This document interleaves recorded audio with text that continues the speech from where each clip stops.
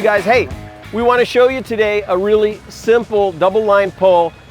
If you can do it, go ahead and do it. It doubles your pull power and less stress on the winches, but you are doubling the pull power, so keep that in mind. You want everything to be rated. Situation here is you come halfway up this hill and you need some help now.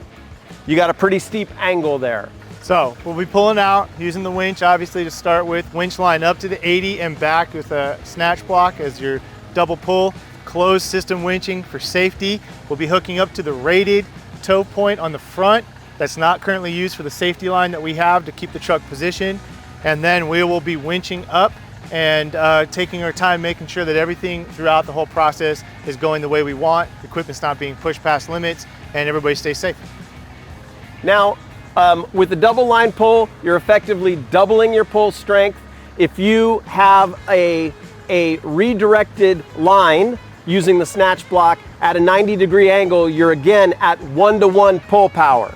If you've got a 60-degree angle, then you're at 1.5 times your pull power. So as your angle decreases on your double line pull, your pull power increases. This is a science. I do want to give out a shout out to 7P International. They do this for a living and train folks on how to properly winch. So that's a resource for you guys. Look them up. Yep. Okay, let's do it. Let's hook it up.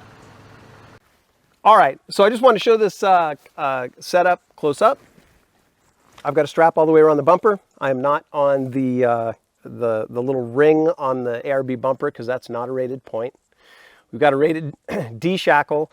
There are very few that you should be using, and we'll put a link in the description for 2 variants to use. Not sponsored.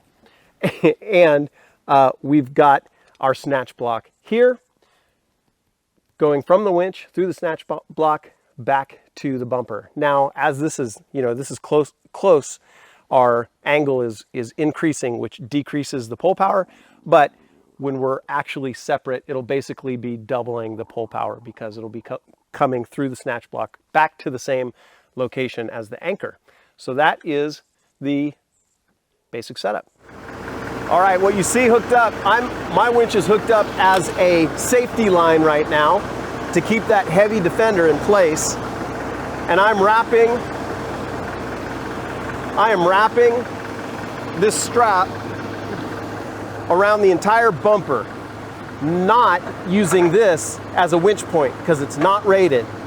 When I get Chris's line up here, we'll close this system.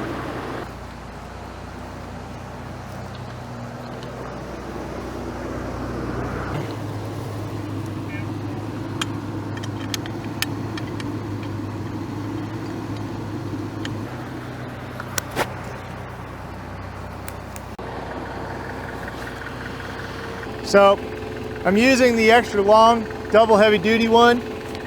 I'm going through the shackle. I'm then going to hook it back up and close this system.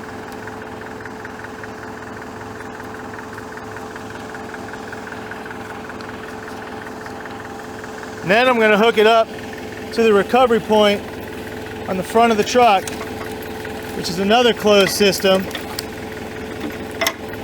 and put the safety pin that I have for the recovery point in. And now we are hooked up. We had just enough line to come down to my last 1, 2, 3, 4, 5, 6, 7, 8, 9, 10. More than the 7 you need. I would prefer a full roll right there, but that's where we're at. So we're gonna get this going. We're checking the lines, got our winch dampener, and we're gonna start pulling. All right, I think we have power.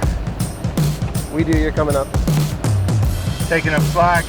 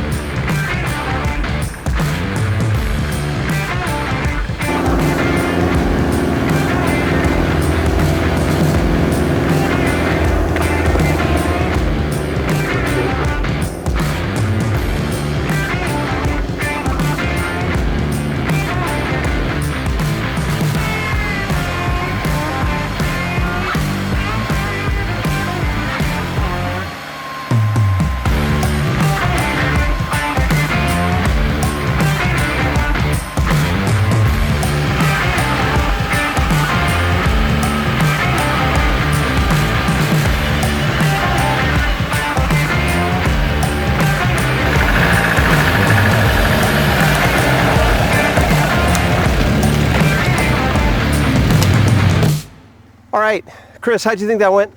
I think it went well. It did what it was supposed to. Yeah. Winch pulled the truck up the hill the way it was supposed to. That was Great.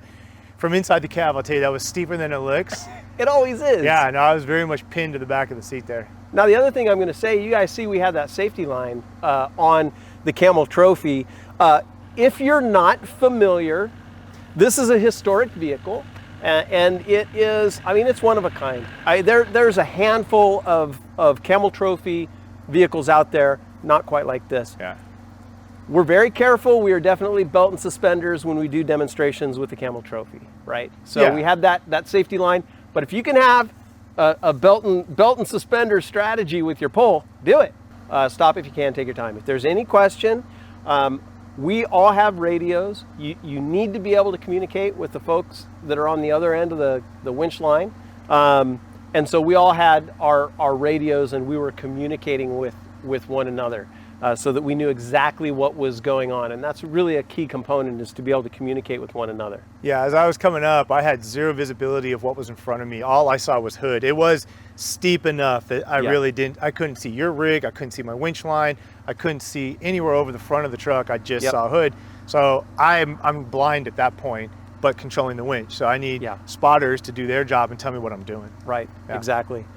Let's see, what else should we hit, Chris? What else did we do? Is there anything else we did that I'm not remembering? I mean, take your time, right? Yeah. British say when you're in a stuck situation, make a pot of tea first. Yep. It's silly, but the point is take your time to think about it in a relaxing way. Yep. Do your stuck assessment, to quote, some famous people that use that phrase, but see what you need, what gear do you have, and put everybody in their right place. And everybody, we all knew our jobs. That's most important. Before we started, everyone knew exactly what they were supposed to do. Yep.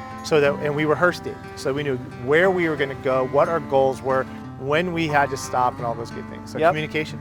Now, consider that you're in a really good situation.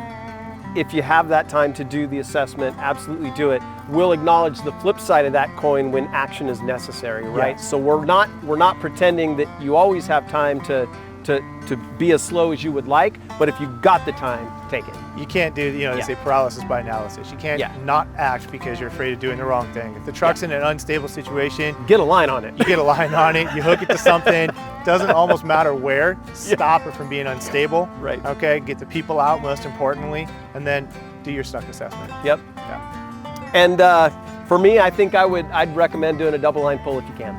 If you can hook that up, go ahead and do it. You'll have the pull power that you need.